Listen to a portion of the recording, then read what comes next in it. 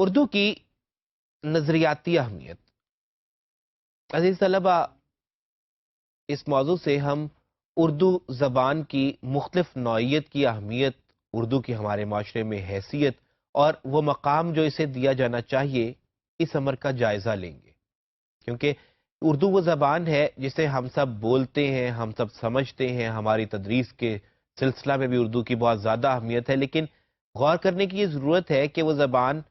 جس پر ہمیں فخر ہے، جس پر ہمیں فخر ہونا چاہیے، جس کی اہمیت مختلف اعتبارات سے کہیں زیادہ ہے، جس کا تذکرہ آئندہ موضوعات میں بھی رہے گا، آخر روبہ زوال کیوں ہے؟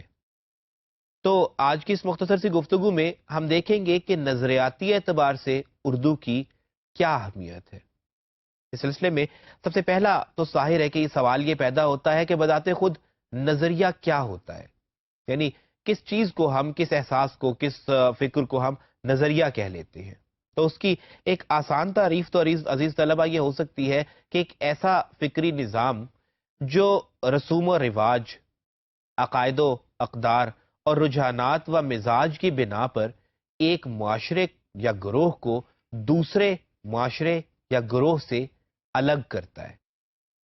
عزیز طلبہ، دیکھیے بات یہ ہے کہ جب ہم لوگ نظریہ کی باقاعدہ طور پہ بات کرتے ہیں تو صرف یہ ایک اڑتا ہوا خیال نہیں ہوتا، بلکہ ایک مکمل فکری نظام ہوتا ہے جو ہر بات کے لیے دلیل بھی رکھتا ہے اور جو ہر بات کا، ہر مسئلے کا حل بھی رکھتا ہے، پھر جا کے کہیں نظریہ بنتا ہے. جیسا کہ ہم نے کہا کہ نظریے میں عقائد بھی ہوتے ہیں، اقدار بھی ہوتی ہیں، رسوم و رواج بھی ہوتے ہیں، ظاہر ہے کہ ہمارا رہن سہن، ہمارے سوچنے کا انداز بھی ہوتا ہے. تو پھر اس کا مطلب ہے کہ ہمیں اگر نظریاتی اہمیت پر بات کرنی ہو تو ہمیں دیکھنا ہوگا کسی چیز کی مذہبی اہمیت کو، یعنی عقائد اور اقدار کو ظاہر ہے مذہب متاثر کرتا ہے، اور تاریخی اہمیت کو، کیونکہ رسوم و رواج روایات کے نتیجے میں بنتی ہیں اور روایات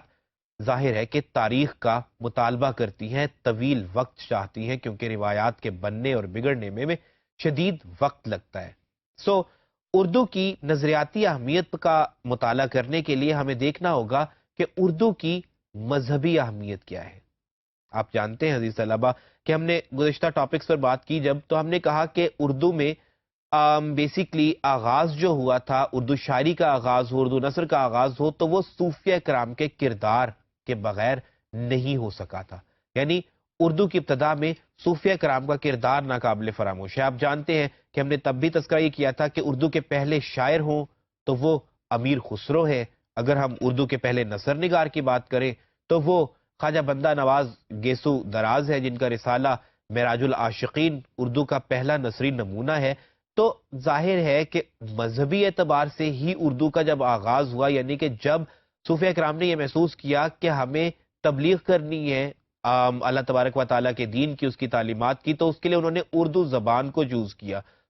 اس خطے کے لوگوں کے لیے اردو کی پہلی تو مذہبی اہمیت اس بات میں ہے کہ جب یہی وہ زبان ٹھہری تھی شروع میں، تو آج بھی یقیناً اسی کو بولنے اور سمجھنے والے سب سے زیادہ ہیں. لہٰذا مذہبی اعتبار سے جتنا صوفیہ کا مطالعہ ہے، جتنا صوفیہ کا علم ہمیں اس زبان میں مل جاتا ہے، ظاہر ہے کہ وہ کسی اور زبان میں ملتا ہی نہیں ہے. اسی طرح سے اگر ہم بات کریں اردو زبان اور مذہبی ذخیرہ علم کی، تو عزیز طلبہ بات یہ ہے کہ صوفیہ کے اقوال ہو، ملفوظات اور سیرت حیات ہو، سیرت الطیبہ صلی اللہ علیہ وسلم کا تذکرہ کیا جائے، فقہی مسائل کی بات ہو، اسلامی قوانین کا تذکرہ ہو، جدید مسائل اور اسلام میں اجتہادی اعتبار سے جو اس کے اوپر تحریریں دی گئی ہیں ان مسائل کے حوالے سے ان کی بات کی جائے، جنگ کا معاملہ ہو، جہاد کی بات ہو، اسلامی سیاسیات ہو، معاشرت ہو، تہذیب و ثقافت ہو، نعت گوئی حتیٰ کہ ہو، سب سے زیادہ سرمایہ جو ہمارے سامنے آتا ہے وہ اردو زبان میں ہی آتا ہے. دیگر برصغیر میں بہت سی زبانیں بولی جاتی ہیں، لیکن جتنا سرمایہ مذہب اردو زبان میں میسر آتا ہے یقیناً ہمیں کسی اور زبان میں نہیں ملتا. اگر مذہبی اہمیت سے ہٹ کر تاریخی اہمیت کی بات بھی کی جائے عزیز طلبہ، تو اردو کے پھیلاؤ میں بہرحال بہر صورت مسلمانوں ہی کا کردار رہتا ہے. اگر ہم بات کریں نظریات کے حوالے سے، اردو زبان کے مختلف نظریات کے حوالے سے، تو آپ جانتے ہیں کہ اردو پر جس بھی نظریہ ساز نے اپنے خیالات کا اظہار کیا وہ کسی نہ کسی طور اسے مسلمانوں کی آمد سے جوڑنے پر مجبور ضرور ہوا۔ فتح دہلی ہوئی تو کیا ہوا کہ اردو نے پاؤں پاؤں چلنا سیکھ لیا۔ مغلیہ سلطنت کی بات کی جائے تو اردو کو باقاعدہ طور پہ اپنے پاؤں پر کھڑا ہونے کا موقع مل گیا۔ اگر ہم انگریزوں اور اردو کی بات کریں، انگریز اور اردو کی بات کریں تو آپ جانتے ہیں، ہم نے پہلے بھی بات کی فورٹ ولیم کالج کے حوالے سے، تو انہوں نے اردو کو ترقی دی۔ دو قومی نظریے کی بات کریں تو ظاہر ہے کہ آپ جانتے ہیں کہ وہ اردو ہندی تنازع جس کے نتیجے میں سر سید احمد خان نے پہلی مرتبہ محسوس کیا تھا کہ اردو اور ہندی دراصل اردو اور ہندی کو نہیں بلکہ مسلمانوں اور